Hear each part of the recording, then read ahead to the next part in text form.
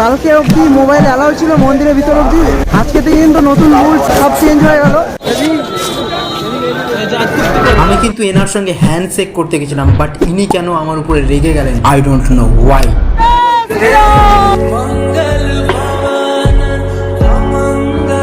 তো গাইস, আমরা এখন এসেছি অযোধ্যা স্টেশনে একটু ট্রেনের ব্যাপারে জানতে।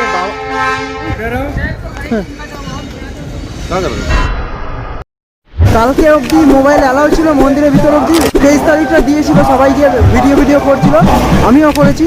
বাট আজকে থেকে কিন্তু পুরো একদম অফ। যে কোনো গ্যাজেট, হ্যান্ড ওয়াচ যা আছে, যে কোনো গ্যাজেট, ব্লুটুথ সব কিছু কিন্তু লকারে রেখে তারপরে যেতে হবে। আর আগে যেখান দিয়ে ঢুকছিল সেইখান দিয়ে বেরোতে পারছিল, আর এখন হচ্ছে যেখান দিয়ে ঢুকবে সেই রাস্তা দিয়ে আর ফিরতে পারবে না। আর এই যে এই লাইনটা আজকে নতুন করা হচ্ছে, হয়তো এইখান দিয়ে ঢোকাবে, একটা সাইড দিয়ে ঢোকাচ্ছে আর এই সাইড দিয়ে বার করবে, কি এরকম সিস্টেম হতে পারে। এখন আলাদা আলাদা আলাদা আলাদা মানে সবই কালকে রাত্রের পর থেকে চেঞ্জ হয়ে গেছে, ঠিক আছে। আমাকে বাবা বলে এরপরে হয়তো নাও দিতে পারে, তুই ভিডিও করে নে, তাই জন্য কালকে ভিডিওটা ভাগ্যিস করেছিলাম। আর মা ওদের নিয়ে যখন দেখেছিলাম তখন আমি ভিডিও করিনি, খালি পরে দাদাকে নিয়ে যখন গেছিলাম তখন আমি ভিডিওটা করেছিলাম, আর আমি একা একা করেছিলাম। কুন্টুকে নিয়ে যখন ঢুকতে চেয়েছিলাম তখন ওকে ঢুকতে দেয়নি, মন্দির বন্ধ হয়ে গেছে। আমরা এখন বাইরে বেরোচ্ছি, আর এটাই বলার ছিল যে এরপরে যারা আসবে তারা আর ভিতরে মোবাইল অ্যালাউ নেই, মানে আজকে থেকে আর অ্যালাউ নেই মোবাইল। কালকে অবধি ছিল, 23 তারিখ অবধি মোবাইল অ্যালাউ ছিল, ব্যাস শেষ। লোক দেখতে পাচ্ছ, প্রচুর লোক জড়ো হয়েছে বাইরে, অল্প অল্প করে লোক ঢোকাচ্ছে, ওটা ক্লিয়ার করছে, আবার লোক ঢুকতে দিচ্ছে, একবারে কিন্তু অনেক লোককে ঢুকতে দিচ্ছে না। অনেক রুলস কালকে রাত্রের পর থেকে চেঞ্জ হয়ে গেছে, অনেক কিছু চেঞ্জ হয়ে গেছে। আর এখানে দেখতে পাচ্ছ ফুল হেভি প্রোটেকশন দেওয়া আছে, ঠিক আছে। কালকের রাত্রিটা কিন্তু এই রাম মন্দিরের ভিতরেই কোনো রকমে কাটিয়েছিলাম। জানি না হয়তো আজকের পর থেকে মন্দির বন্ধ হওয়ার পর এর ভিতরে আর কাউকে অ্যালাউ করবে কিনা। ভিডিও করতে করতে লক্ষ্য করছিলাম বড় বড় নিউজ চ্যানেল কিন্তু তাদের টিআরপির জন্য রাম মন্দিরের নিউজ অনবরত কভার করে চলেছে। মিডিয়া চলে এসছে সব। এনাদের অগাধ পরিশ্রম দেখে আমি একটু থ্যাংক ইউ জানিয়ে হাত মিলাতে গেছিলাম, বাট কেন জানি না ইনি আমার উপরে রেগে গেছিলেন। এনিওয়ে, এটা কিন্তু রাম মন্দিরের বাইরেটা। এটা হচ্ছে রাম মন্দিরের বাইরেটা, সকালবেলার পরিস্থিতিটা কিরকম কুয়াশা দেখতে পাচ্ছ, প্রচুর কুয়াশা পড়েছে কিন্তু। ওইখানটায় অনেক কটা মিডিয়া চ্যানেল এসেছে, এই দেখো বড় বড় ক্যামেরা নিয়ে এসেছে, ঠিক আছে। সবাই টিআরপির জন্য সব রকম ব্যবস্থা নিয়ে এসে লোক ফোক ধরছে, আর এখানে বড় বড় ক্যামেরা, দামি দামি ক্যামেরা দেখতে পাচ্ছি, ঠিক আছে। অযোধ্যায় তুমি কিন্তু অনেক জায়গায় রামলালার এরকম কাট আউট দেখতে পাবে, কিন্তু রামলালার যেটা মেন মূর্তি, সেই মূর্তির কাট আউট অথবা ব্যানার কোথাও কিন্তু দেখতে পাবে না।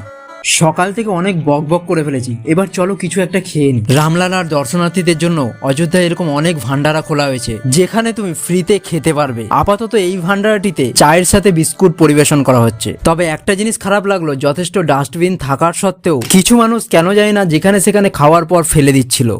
খাবি তুই? এই দেখো, এটা হচ্ছে কচুরির লাইন, ঠিক আছে।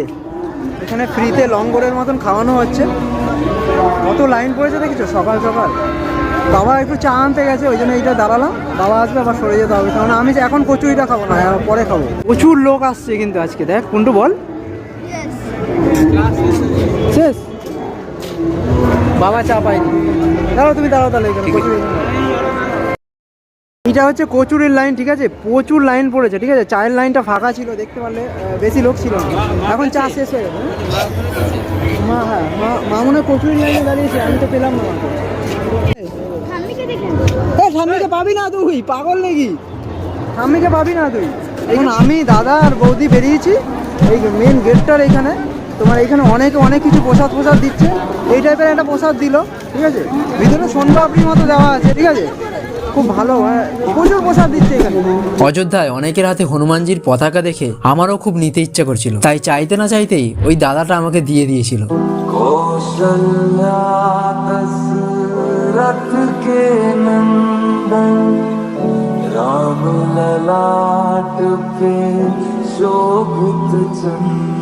ভাই হনুমানের ফ্ল্যাগটা কত বড়, আমি চাইলাম একবার নিয়ে করলাম। তো ওয়েলকাম বয়েস, আমিও লাইনে দাঁড়িয়ে পড়েছি খাওয়ার জন্য। আমি আর বৌদি রয়েছি, দাদা অন্য একটা লাইনে রয়েছে। তো লেটস গো।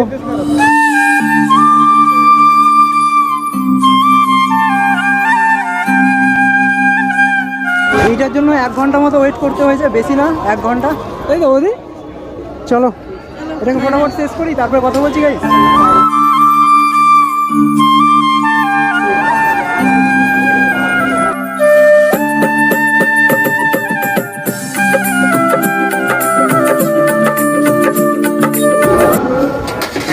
এবার চলো তোমাদের দেখায় আমরা মন্দির থেকে বেরিয়ে কোথায় ছিলাম। বয়স আমরা মন্দির থেকে বেরিয়ে এসে এরকম একটা জায়গায় শেল্টার নিয়েছি।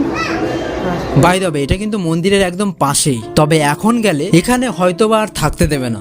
এরপর বাবা আর আমি চলে আসি অযোধ্যা স্টেশন দেখতে, আর তার সাথে হাওড়া যাওয়ার কখন কি ট্রেন আছে সেই খোঁজ খবরটাও নিতে এসেছিলাম, কারণ বাড়ি ফিরতে হবে তো নাকি। গাইস, তো আমরা এখন চলে এসেছি অযোধ্যা স্টেশনে। তো অযোধ্যা স্টেশন থেকে রাম মন্দির বেশি দূর না, রাম মন্দির থেকে 5 মিনিট দূরত্ব অযোধ্যা স্টেশনের। তবে আমি কিন্তু অযোধ্যা স্টেশনের ভিতরে ঢুকে পড়েছি। এটা হলো অযোধ্যা স্টেশনের ভিতরটা, আর এইটা হচ্ছে স্টেশনের ভিতরটা। আর এইটা দেখতে পাচ্ছ কাঠবিড়ালি বানানো আছে, হেভি লাগছে দেখতে। অযোধ্যা স্টেশনের ভিতরটা এতটাই সুন্দর, বাবা আর আমি ঘুরে ঘুরে চারিদিকে তাকিয়ে তাকিয়ে দেখছিলাম।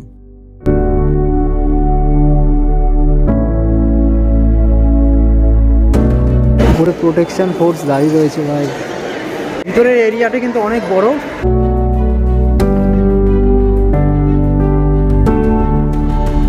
তো গাইস, আমরা এখন এসেছি অযোধ্যা স্টেশনে। একটু ট্রেনের ব্যাপারে জানতে, বাবা আর আমি ট্রেনের ব্যাপারে একটু জানতে এসেছি, তাই এখানটা আসলাম। অযোধ্যা লেখাটা লেখা রয়েছে, সেটার সঙ্গে একটুখানি ভিডিও করে নিলাম।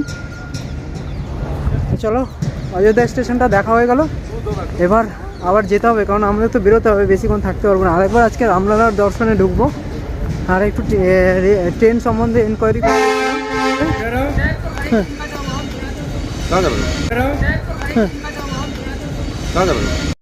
দেখো, সব প্রফেশনে কিন্তু কিছু এমন লোক থাকে যারা সেই প্রফেশনটাকে দুর্নাম করে। এই যেমন এই দুজন আরপিএফ।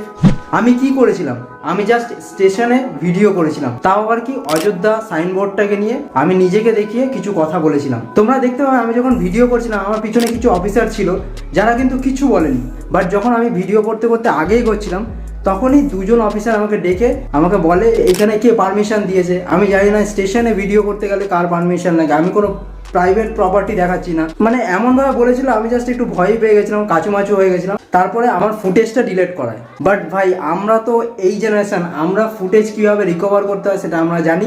এরকম লোকেদের কিন্তু শাস্তি হওয়া উচিত, কারণ এরকম কিছু লোকের জন্য পুরো প্রফেশনগুলো দোষ দিই আমরা। তো এটাই বলার ছিল, আমার তো আর কিছু করার নেই, আমি খালি তোমাদের সঙ্গে শেয়ার করতে পারি সিচুয়েশনটা ক্রিয়েট হয়েছে, কিভাবে হয়েছে সেটাই খালি ডিফাইন করলাম।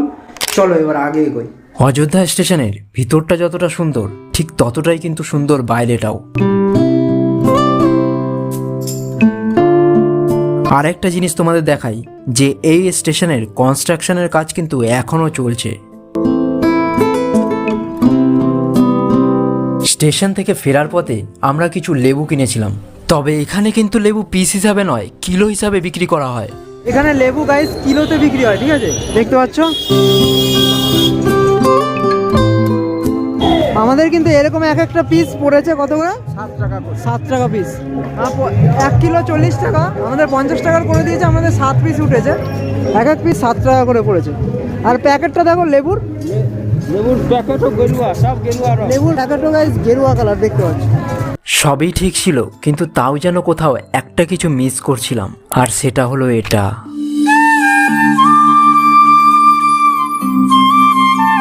শ্রীরামের মন্দিরে এসে কপালে শ্রীরাম কথাটা তো লিখতেই হতো। গাইস, এই যে দেখতে পাচ্ছ শ্রীরাম লেখালাম।